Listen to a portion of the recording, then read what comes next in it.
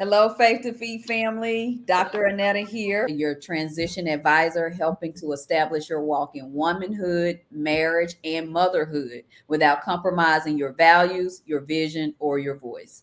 And my special guest, Miss Samantha Burt. Hello, Samantha. Oh, hello, everybody.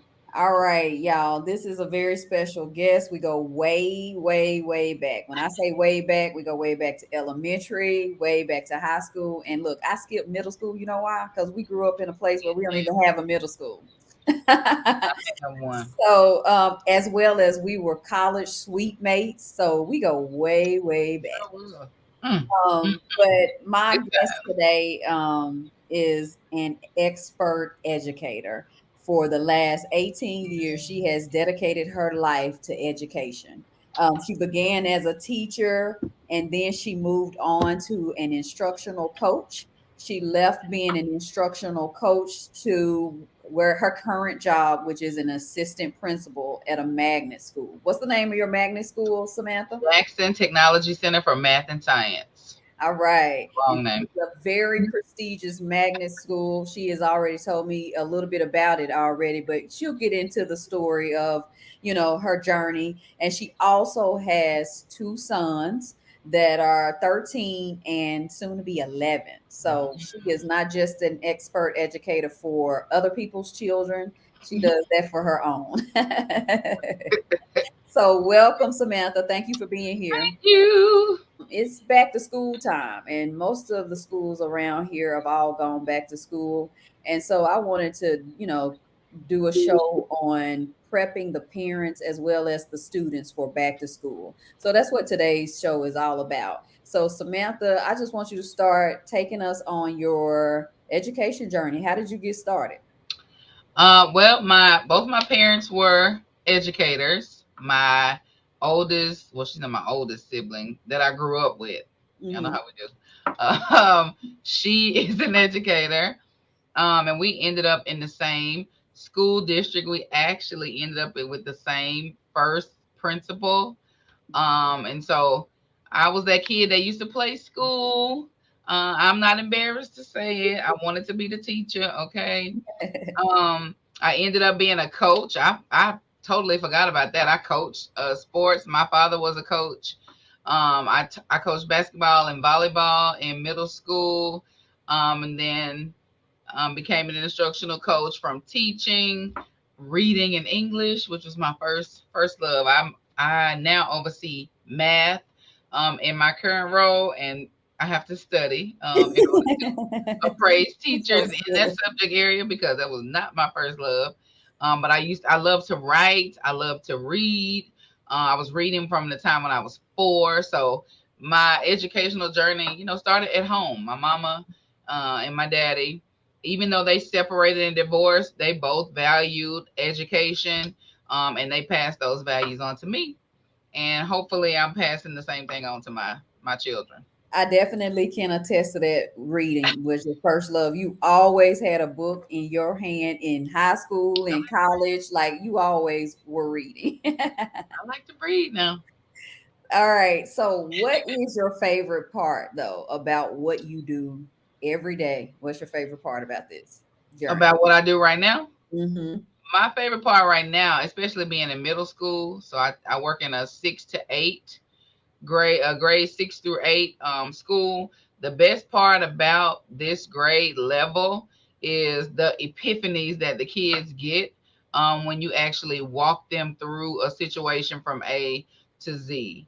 A lot of times their brains can't process situations and they rely on adults to think for them. But I'm here to let you learn your lesson and then walk you through how to come up with a problem, I mean, with a solution for that problem. And so I think that's probably my biggest takeaway because I do spend 3 years with my students. And so I get to see them come in from a scary sixth grader all the way to an eighth grader who is more than prepared to go to high school and beyond. So that's probably my biggest, the epiphanies that they get and they realize Oh, I can do it this way. You did say that. I love that because it's the heart of the educator that you are that I hear when you say walking them through the problem all the way to the solution and, allowing them to get the steps and not, another adult Not tell me. them what to think, how to think, but just guide them to the solution. And that's what we're all doing as parents. We're trying, regardless of what grade your student is in, that's what we're trying to do. We're trying to guide them to the solutions and how to make those decisions with wisdom. And It's all so, about the questions. yeah, so I definitely can hear the educator at heart. So when we talk about the parenting portion, I want to start right there. Okay. Um, as parents and or nurturers, because I look at myself as a nurturer, I know you are a nurturer as well. I want to know, like, from a parent nurturer perspective, what do you see the majority of the students where they lack it, as far as like when they come in to you, or do they lack in compassion, do they lack in empathy for other students? And I'm asking this because we as parents, we need feedback, we need to get that data on where we need to be when we send them to you all. I think from a parent or and a nurturer, it's hard for me to separate, but I do know how. Mm-hmm. Sorry, that's my email. But from a parent or a nurturer's perspective, still being an assistant principal in a school of kids the same age as my own kids, I would say that the biggest thing that students lack is awareness. Um, because they're so used, like I said, to having adults think for them, do things for them, guide them, suggest things, even if Mm-hmm. it's sometimes parents, living vicariously through their children in sports or whatever. I couldn't have this, I want my kid to have this. Well, a lot of times the kids are not aware enough, or they don't have enough knowledge to know that what's going to work best for them. I will say one of the things that students, I don't want to say, I'll say that they lack is, I don't even want to use the word compassion. I see that on here, but it kind of is like, they make jokes, and they only think about how it makes them look to other people as far as like impressing or making people laugh or different things like that. But it really can be bullying sometimes. So Mm-hmm. that's awareness too. It's all awareness, how it makes other people feel. A lot of kids are self-absorbed, just simply because of the way the adults in their lives have created that. I mean, that's just reality, y'all. Mm-hmm. Um, and so they don't know. And the word ignorant, that's what it means. You don't know. And sometimes they're just ignorant to the fact of what, or how they're making other kids feel. And when they get in my office, they're like, oh, I didn't even realize, that was going to make, I just thought it was funny. And I'm like, Mm-hmm. well, it wasn't funny. It's good that you brought that up, the self awareness, because we hear a lot about self awareness as adults or young adults, and we really don't think about how we should be fostering or cultivating self awareness for our children, as young as possible. Yeah. When they're not compassionate towards another student or another peer, it's because they probably don't even have the level of awareness required to know that, oh, I shouldn't have said that to them, or how would that have made me feel? But also just the environment, as you mentioned, that they grow up in. Maybe it's, us as parents that we don't have a level of awareness that we should in our parenting. Am I making them people that are going to be empathetic of towards other people, compassionate towards other people? And I sometimes even think about joy.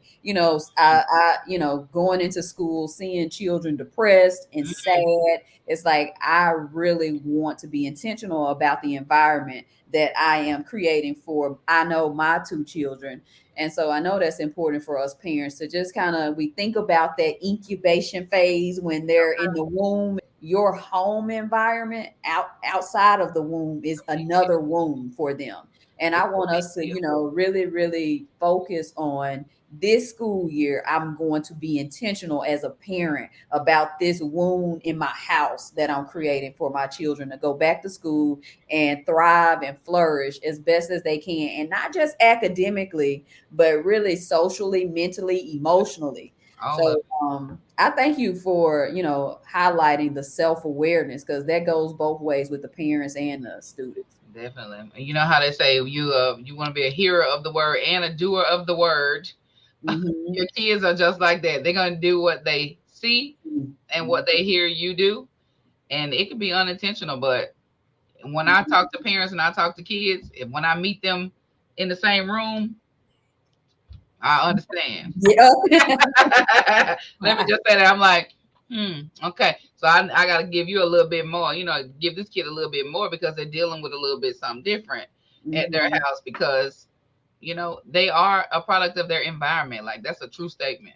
Mm-hmm. Kids Oh, are a that's so product of good. their environment, That's so good, good Samantha. or bad. No matter how good, no matter how bad they are, they will be that.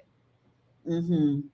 All right, so let's shift a little bit. Okay. So you are the assistant principal of Mhm. a very prestigious magnet school where these students have to score, I believe you said at least a minimum of 85% on the MAPS test, right? And 5%. I think most of us are aware of the MAPS standardized test. So what are some tips for us parents as well as students in assisting them with, preparing for standardized tests? And Mhm. we'll shift in a minute, but the standardized tests, what are some tips for helping to prepare them for those? If a parent can get their hands on, and here's the thing, a lot of parents don't know that the resources are not really limited. A lot of people say, I have limited resources, but that's not true. Ask for what you want and seek it out seek the information that you want. So when you say specifically standardized testing, I think about Texas standards. We have TEKS in Texas, the Texas Essential Knowledge and Skills. And when you take a Texas test, they are testing your mastery of that proficiency level to see if you can go to the next grade level. Did you approach it? Did you not meet the seventh grade? Did you approach it? Did you meet? Did you master? If you mastered it, you're ready to go, to the next grade level and Mm-hmm. beyond. So those TEKs, and I'm pretty sure in any state, are available on this good internet that we pay for every month. Okay. Mm-hmm. Mm-hmm. Any teach you want to know about, all you have to do is type in your state and they will tell you what your student needs to know. Any criteria that a campus needs for your student to enter, if you do want to be in the magnet program and you have to score 85%, but you also have to keep your grades up and you also have to keep a good discipline record. Everything is public knowledge in the education world, unless it's an extreme private university or a private school, or Mm-hmm. unless it has private attached to it. If it's a public school, even charter schools, everything is on the internet.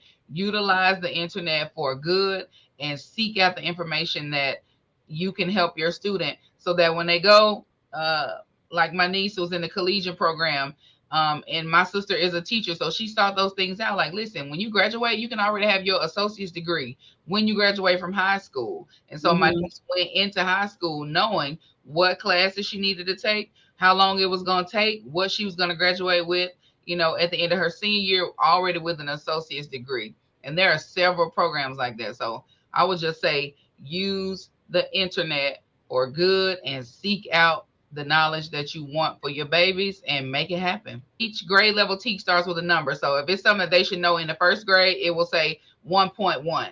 It might Mm-hmm. even say 1.1A, B, C, D, E. It has all these different components to 1.1. So like when you're in math, I just observed the math class today. They were doing multi-step equations. It's an algebra class.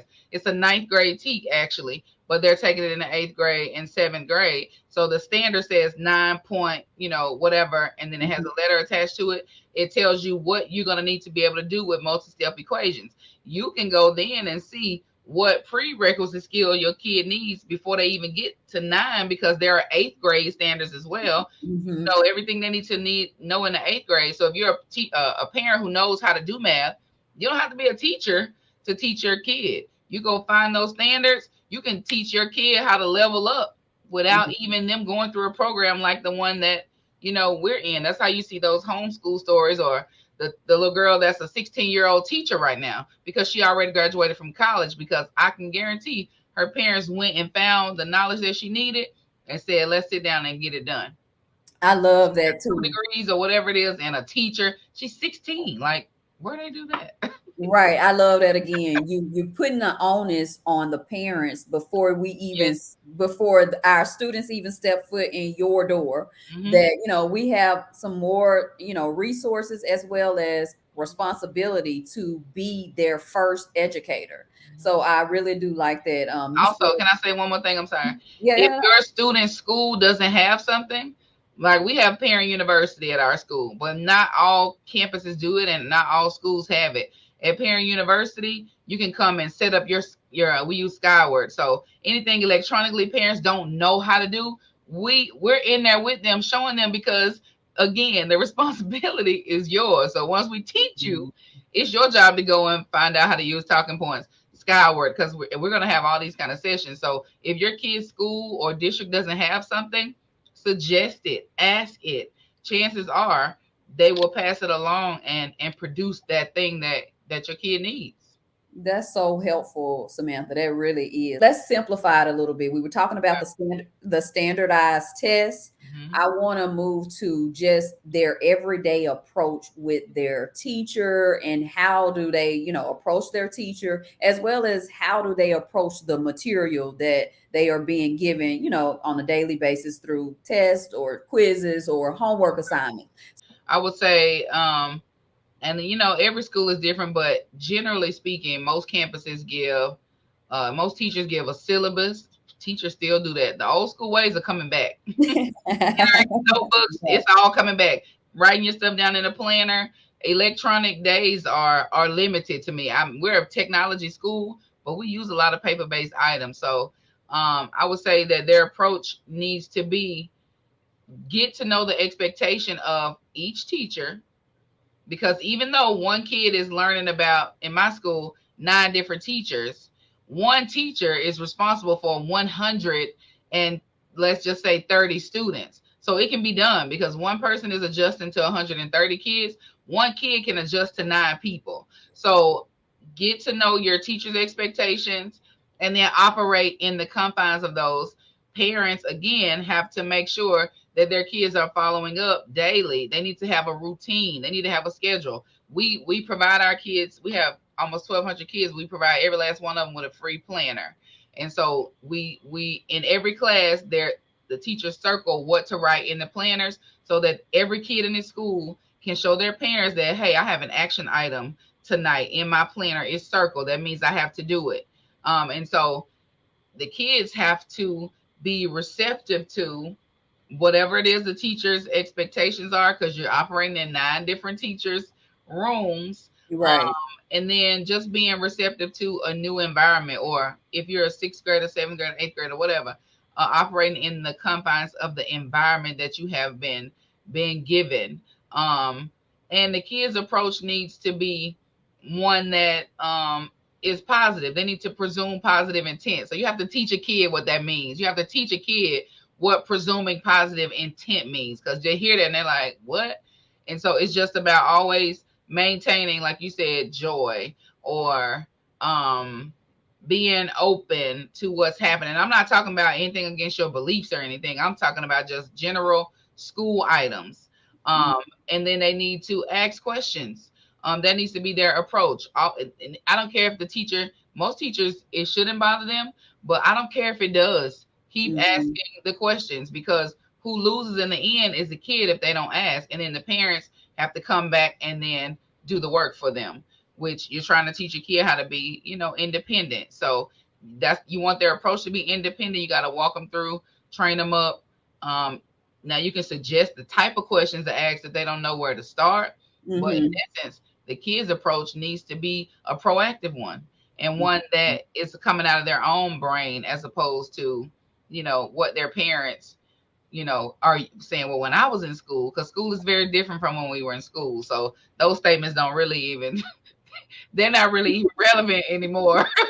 Right, right. School is completely different from when I was in school you were in school and any parent on here watching. Okay. And being proactive, that's really good. I mean, you said so many good things, knowing each teacher's expectations. But I also like that last one that you said, about the positive intent, having positive intent. I definitely think that that is something so important. So that's something that's important for us as parents to reinforce, You have to because be mindful of cultural um relationships, because in certain cultures school has a natural negativity, so the teachers also have to be aware. Let's just I'm not a Hispanic person. I am an African American woman, but historically, and in the state of Texas where there are a lot of Hispanic individuals, a lot of times, sometimes, I'm not gonna say a lot of times, the school connection and culture has been a negative effect to the parent, whether it be from the language barrier or from resources, or you know, just their situation in general. And Mhm. those things carry over to their kids. So when I'm saying presume positive intent, it is important because whatever kind of relationship the adult had with school, we end up passing that off to our kids. And if you Mhm. always talk about how much you hate school because when I was in school it was so bad or whatever, then your kid's gonna get out your car. They're gonna go from a smile to a frown as soon as they hit that concrete and we try to say good morning to them. They shut off. It's like a switch that happens. I've seen Oh, it. oh, So you that have to be negative. mindful of the cultural connections to school. Oh, the negative transference of Mm, cultural connections. mm, That's good because you are educating us so much, Samantha. I really feel like I just got schooled amen. right there.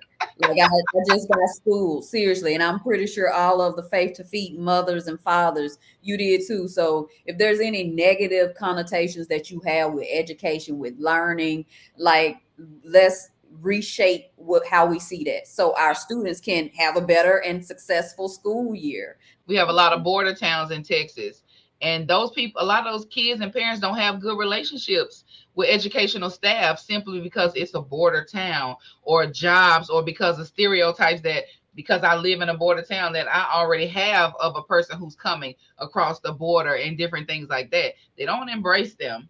They so that already, and then you stack that on top of other stereotypes and feelings and everything else, it just can turn into, it can just shift the kid. I've seen it Mm-hmm. several times.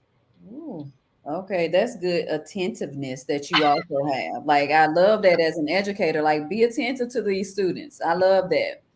Yep. So when we keep talking about this team approach that or this village approach that we all have to play a part in when it comes to educating our students. Hmm. And it's not just the job of you all as the educators, but it's also the job of the parents to get in there and just, it's a hands-on team, all hands on deck team All hands approach. on deck. So based on, what you observe a lot of the times with these students, what do you think or what have you seen that think on the parents' part? So I asked you about what's lacking when it comes to the students Mm. that, they need to show up as. What do you feel like you would tell the parents? What is lacking on our part when we bring them to you all? Hmm. What do we need to do more of? I think that parents need to do the same thing, be more aware. And but that looks different for a parent as far as like exposure to social media, excuse me, even friends, even kids that you've had around. Oh, I know this kid so well because they used to be in my house all the time and our kids grew up together, but the reality is that that is not your kid, and that kid has a different exposure than your kid has, a different exposure. All these kids are bringing all these different things that they're exposed to into one place, and they're talking about it. So if Mhm. I had to say, I would tell the parents, you be aware as well. Be aware of, first, the self awareness, but be aware of what's happening with your student. I think I said, to another parent the other day, check his phone. Check that phone at the end of the day, because kids are just exposed to so many things that they can get text in a Google search box, and in a matter of 2 seconds, they have 10 pages of stuff they don't need to be reading. And they don't Mm-hmm. realize they don't need to be reading, but they internalize what they're reading, and Mm-hmm. then they might, in fact, go try it. So the parents need to be aware of every device that the world has to offer their student and their kid, because they have access to it. Just like me reaching at this camera, feeling like I can touch you. That's how quick they can reach out and get whatever it is from a device. And even if they don't have a device, you might not pay for a phone, you might not pay for a computer, but they have access. They don't need you Mm-hmm. for access. So the biggest thing parents can do is be aware, trust your student to tell you the truth, but ask the questions, so they can get those things out. Because if you don't ask, they're not gonna tell. Um, Mm-hmm. Very few children. Some kids will, but the majority won't. If you don't ask, they will not tell, because they don't want to be judged by their parent, who they already value your opinion. They don't want to be judged by your preconceived notions or your experiences. They don't want to be judged because they've heard it from you, because you're the adult. You monopolize the time in the house. You monopolize the space in the house. So they don't want to be judged. They're gonna keep it to themselves and see what their peers think, because these people think like me. Mm-hmm. This Mm-hmm. adult in the car riding home, she don't think like me, so she's not gonna understand. I'm not even gonna tell her. I'm just gonna deal with it on my own. And so the biggest thing I can say is for parents to be aware and get in their business. Check their Mm-hmm. phone, check their browser history, be aware of who they're hanging out with, ask questions, Mm-hmm. see what they know, see what they don't know, be Mm-hmm. honest with them. Mm-hmm. Kids will respect you a whole lot more when you're honest with them, and they feel like you had an epiphany, and they like, oh, I caused her to think differently. And then they'll start telling you more stuff. Okay, Um, I love that. I love when you keep telling us to ask those questions, because okay. you're what I hear when you say ask those questions is not just be Inspector Gadget, Yeah, but you're also encouraging us it is to really cultivate a relationship a with your relationship, children. Like it's about relationship. So I because you genuinely want to know. It's not just for probing purposes. Right. So we talking about prepping for back to school. So let's start thinking about prepping for the rest of our lives with our Hello. children, Mhm. as as they grow into adults that we won't always get to tell them what to do. They're going to leave that house, and we need to be able to have already cultivated this relationship to where we will one day be, partners, friends, and talking. So I think even when you keep telling us about asking those questions, it's not just for the benefit of today, it's for the Yes. benefit for the future. So Yeah. that's really, really, really good. So I want to ask, what would you tell the parents is the most healthiest way? And everybody on Faith to Feet knows healthy is my favorite word. So what's the healthiest way that parents should or could communicate with you all as educators and administrators? Because Mhm. sometimes that can get a little Mhm. out of hand real quick. The first thing I would say with a parent talking to an administrator, and I'm speaking personally, is to ask me. Because so many times parents assume, because they know their kids so well, that little Johnny could not have done anything like that. So I know you lying, because my kid would never do anything like that. And so my number one advice would be the same advice I use to talk to my teachers around here, because I don't assume that they didn't do something.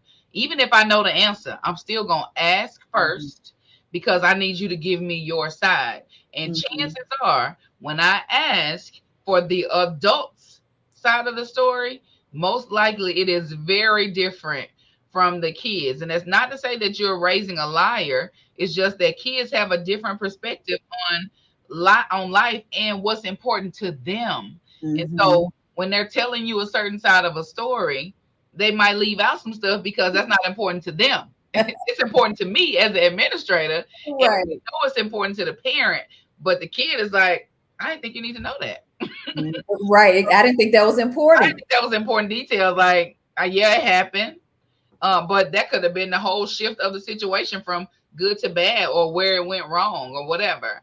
But so I would say, talking to an administrator, ask for clarification. Use the word hey, how you, and ask people how you doing. So many times I get emails and it's just, it's raw. It's, if I was in front of them, it's as if they were, hitting me because they don't Mhm. ask how you doing. They don't ask anything. They just want, and all they know is that they want the results now. Well, I like Mhm. to teach people lessons. So Mhm. my response time is 24 to 48 hours while I investigate, and I will leave it as clean as that. And sometimes parents don't like that, but I'm one person, like, with 418 kids as my responsibility, plus, the other kids. So you're going to have to sit in uncertainty for a second while I go find out the truth, because Mhm. I'm only going to operate in factual information. I'm not going to take a parent's side. And I tell parents, I don't take sides. I get the facts, and then Mhm. I operate, in that.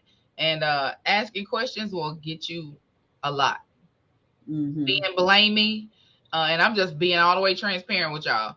Being blamey and rah rah rah, I'm still gonna talk to you professionally, and I'm going to keep my cool. However, I'm reluctant to speak to you if you're yelling and cursing and all these things. And if you're a parent that's cursing at me, I won't even talk to you. So one thing is that parents need to respect what's happening with the administrators. We have so many things that's happening. There's no excuse, but this is the reality, and we're humans too. I think people expect us to just take everything no matter what, but that's Mhm. not. I'm a human with high perception. I study people's body language. I look at whether you turning your neck, whether you rolling your eyes, or how you hold your hands when you speak to me. All that I'm looking at, if you closed up or if you're open to me, if you laugh or if everything is, stoic. So for me, I'm gonna study all that before I respond, because I know where I can take it. I know what I can give you. Um, so ask questions and don't assume. Ask questions. Say the word clarify. Can you clarify the situation for me? I love that. I That's all you love gotta it. I love that, Samantha. I'm serious. You constantly are taking us to school on every single answer. Ask the questions. Then give us the language to use. And say. parents, we know there is specific language we need to use. And especially when someone else is taking care of your children, they're doing a great bulk of what you should probably be doing. Mm. And it's, just to show gratitude. The least we could do is, speak the language, and that's definitely helpful. And I love, like I said, it was so thorough how you gave us every step of how to communicate with your child's teacher. So that was really good. Same um with the teacher. Just ask. They'll tell you. hmm just ask. Hmm. So when it comes to, we've been talking about you as an educator. Hmm. Now I want to move to you as a mom, solely on, you're a mom. You got two sons. Hmm. And what is it like for you, or how do you make the shift from doing exactly what you've been doing this whole time, talking, Right. educating us? And we can tell the passion behind that. We really can. So how do you shift and get into that mom mode for your sons when you get home? I have to literally breathe, Mhm. pray. I have to literally almost, how in the movies when they say and scene, it's almost like I have to take that hat off. Now, do I utilize the things that happen here to educate my sons? Absolutely. If I come across, drug use or whatever, I'm getting down and dirty with my boys about what it looks like, what it sounds like. Don't take it from anybody. Don't do this. You better not. Like, warning. I'm going straight into mommy mode, because if I have to deal with that as an assistant principal, I can't deal with it as a mommy. I have to deal with it as an assistant principal if it's something that happens here at school, because my son does attend my school. So I'm always I do take the hat off of, principal, appraiser, doing stuff for teachers all day, doing just and telling people what to do, and just, because everybody wants to know what you think. What can you help me? You have a suggestion? So I literally have to take that hat off, but I do utilize what I learned at work, to prepare my own sons, so that they learn from other people's lessons. Now, of course, I'm not telling them anybody's names or anything, but if it's a situation that happens, I'm going to definitely see what my kids know about it. The same questions I'm telling Thank y'all to you. ask your kids, I'm gonna ask them the questions and see what it is they can tell me that they already know about it, so I can gauge where my conversation needs to go with them, so that when he's not around me, because he's in the same school, but I don't see him all day. Mm-hmm. He's in the building, so he's operating without me, just like your kids are operating without you. So I gotta trust that what I'm talking to him about, it works. Mm-hmm. But I literally, it is almost like you know, oh, blow it out, take the hat off. Okay, Mm-hmm. I'm mommy now, because if I'm assistant principal all day, she can be stern sometimes. She doesn't really deal with your emotion, because I Mm-hmm. see kids cry in front of me every day. I don't brush it off, but my face, Right. like, oh baby, like that's not how I'm doing. But for my own kids, they may need to know that I can relate to what they're going through. Yes. I can't Mm-hmm. be assistant principal face when I'm supposed to be mommy, and Mm-hmm. understand, and so it's a difficult, but it can be done. And it's important that it's done though, so that Yeah. kids can know. Um, because they don't want to be like, oh well, she had a bad day at work, so we ain't gonna be able to go nowhere. Mm-hmm. Right. Ask her to go to the trampoline park because she had to suspend 3 kids today. Like, no. Mm-hmm. So I have to be mindful though. I'm human, so I can say that out of my mouth because it has happened before. And my son said it. Well, what? We can't go because you had a bad day. And I was like, hold on. I'm gonna let you rephrase that because you telling the Mm-hmm. truth, but I'm gonna let the way you said it to me. I'm gonna need you to go back and change it. So validate their feelings. You have to Mm-hmm. validate too, and just still training, still teaching. But it is a literal shift, um, Yeah. from AP to mommy. Yeah, I can hear it, and it's definitely important for sure. I know it's important because sometimes I feel like their emotional health, you feel like you're still connected and they are still connected to an umbilical cord when it comes to that emotional, support that you provide for them. So if, however I feel or how I'm feeling after I get off work, I can't let that, transcend into the relationship or the home, after work. And so it's definitely important because it does feed into their emotional health. And we know, that emotional health is something else. And we have to, help them manage it. And what I see most is not just how we help them manage it, we got to manage ours. So when you say take that face off, Mhm. that's us managing all those emotions that we had all day long and saying, this is a totally different environment. Let me feed into them what I want them to have, It's for okay the to most part. pause. It's okay to pause. Yes, ma'am. Just like Okay. in a job interview, it's okay to pause. It's okay to pause because you don't want to say the wrong thing. And if you Mm, just start out going off just because mhm. they said something, it's okay to pause. Just pause, let it process. I'm gonna give you an answer in a second. Like you really have to just be able to separate the two. That's good. That's good. See, listen, she back putting her instructional coach on. She coaching us parents Right. on how to make the shift. Oh, Whatever your 9 to 5 is, or whatever your entrepreneurial job is, right. to being back the parent, the attentive parent and mom that you want to be. All right, so I cannot let you leave. I got two more questions, but I cannot let you leave without letting us know how your faith impacts what you do. And the reason why I'm asking that, because I'm sure that the audience can hear your, passion. They can hear your joy. They can hear, just the authenticity of what it is that you do on a on a day-to-day basis. So, how does your faith play a part in that? Okay. My faith, my trust in God, my joy of the Lord, which is literally my strength, is what holds me up in this job. So, me and Dr. Doolittle and I we are friends. Okay, so we have talked, about certain things that maybe y'all don't hear on Faith to Feet. But some of those things can be really, really stressful when I have, a boss that's over my boss in my building, telling me what needs to be done. and then I'm already knowing it because I'm an intuitive and I take initiative. So I already know what needs to be done. I don't need anybody to come tell me, but they have a job to do because I work for somebody.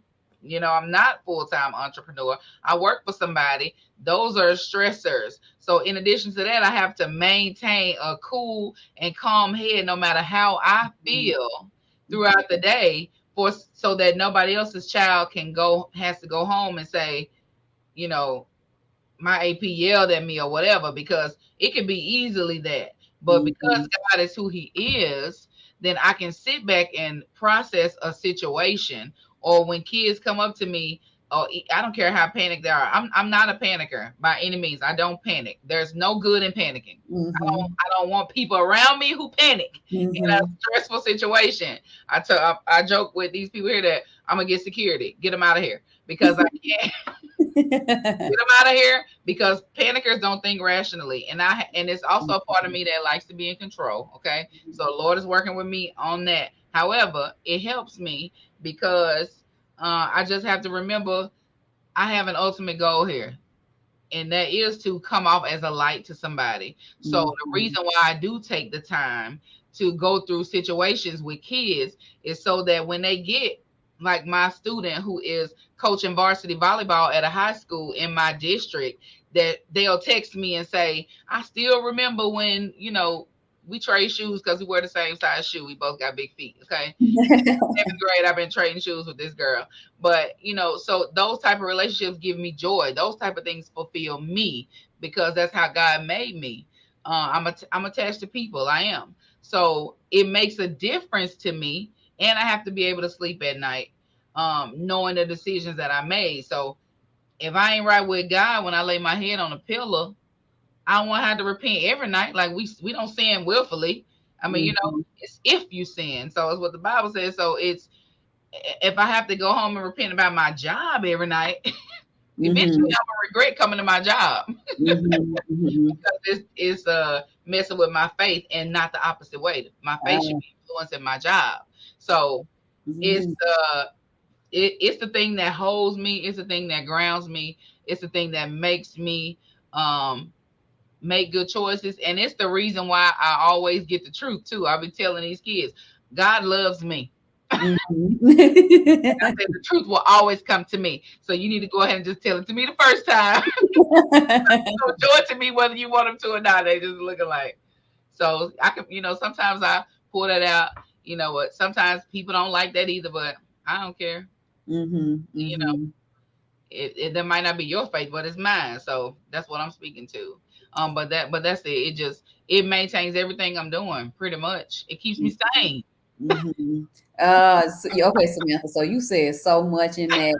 It Sorry. seriously. No, no, that's good. Like I hear and I feel the fullness. Oh my God, I'm serious. I'm getting chill bumps of your faith. I hear it and I see the fullness of your faith. And what comes to mind is, when you said I'm not a panicker, so don't be panicking around me. And I love that because your faith should not allow you, it should allow you to be stable. Like when Yeah. Jesus, they were on the boat panicking, Yeah. and What Jesus y'all was panicking asleep in for? the You got storm. Jesus. Right, he sleep during the storm and they panicking. And You he was got Jesus sleeping on the like, when I ask you, how does your faith impact what you do on a daily basis? It's you said I'm not a panicker, and Jesus says, "Oh, you of little faith." So Mm. I know the reason that you sit in the position of assistant principal and soon to be principal, and what other It, leadership roles that you will have is because of your faith. Like it's just like this counterproductive cycle. It keeps feeding you, feed it faith, and faith is feeding back into you. woo, And come on now. man, I cannot even Come on now. imagine. I can't even imagine being in an area where my students are being parented by a force like that. So Mm. I'm so grateful to what you have shared with us today. But I mean, I don't want to let you go. You got to tell us one more thing. What advice would you give both parents and students in order for us to all have a healthy, successful academic school year, as well as personal, healthy personal lives? Mhm. I would definitely say, I'm, how they say, that message was for Christians or whatever. This is for the unbeliever and the believer. Okay. Mhm. Um, Ask questions to your kids. Kids need to ask questions to their parents. Mm, Everybody needs to practice being an active listener. I'm guilty of it. In the past, a lot of times when my kids sit, it will say something and I'll cut them off and start talking. But my youngest son, I won't let him hear me say it, but has kind of showed me, and he'll say, "Well, excuse me, mom, but will you let me finish?" Because he know if he said like, "You ain't even let me finish," I might, but he'll say, "Excuse me, can you let me, will you let me finish?" I'm like, you know what, you're right. So as adults, we don't know everything. I know that's hard to come to the realization, but even I don't know everything. My kids can teach me a lot, but I have to be willing to listen. After I ask the question, I have to be receptive to what the answer is, because it's not my answer. It came from the kid. And the kid the same way. You have to train them up to hear your point of view. Whether they're going to act on it or not is totally their decision. I know that sounds, you know, we're not old school, like, no, you better do it. But the reality is, in 2023, these kids will do what they're going to do. So you can parent them the best. You can give them a mansion. You can give them a car. You can give them money every day. The bottom line boils down to the choices that they make. And all those choices that they make matters, how you answer their questions and what mhm. questions you ask them. All that plays a part into, what kind of phone calls you get from me at work. All those things play a part. Um, have I seen, you know, kids take a dive down the wrong direction? Yes. But there's somebody there to help them. Me, I be all in. Sometimes I have to separate and say my own kids need me right now. But because I don't Mhm. get too engrossed in just making sure kids have what they need, but I have my own kids to that I have to make sure they have what they need too. So biggest thing, I won't ramble, is just keep asking those questions to each other. And if Mhm. your kids don't know where to start, you as an adult have to teach them where to start. So you ask them questions about what they're feeling and then tell them, be the example of what they should ask you, and then provide them with an answer. And if you don't know, say you don't know, because kids a lot of times feel some type of way about not knowing, but they won't tell you they don't know. They'll just make up something. Then you become a liar. Like, stop, just say you don't know. Mhm. So Mhm. let them see the true you in those questions. Let them, feel if it's uncertainty or you don't know, let them feel it, because that's Mhm. life. And they need to be able to know how to operate within that, through it, and what to do when they get on the other side of it. Oh, wow. Oh, so Miss Burt, I want to say thank you, but I want to say you understood the assignment. Yeah. Hey, hallelujah. Yeah, she understood the assignment, Faith to family. So, thank you again. Thank you so much. Thank you so much for being on and teaching us today. I really do feel taught. Mhm. Like, I really feel like you've educated us all today. And I really thank you for spending your time with the Faith to Feet family. So, we look forward to having you back because I know I you're going look to talk forward to to us a coming little. back. I know you're going to talk to us a little bit more about that faith walk. Oh yeah.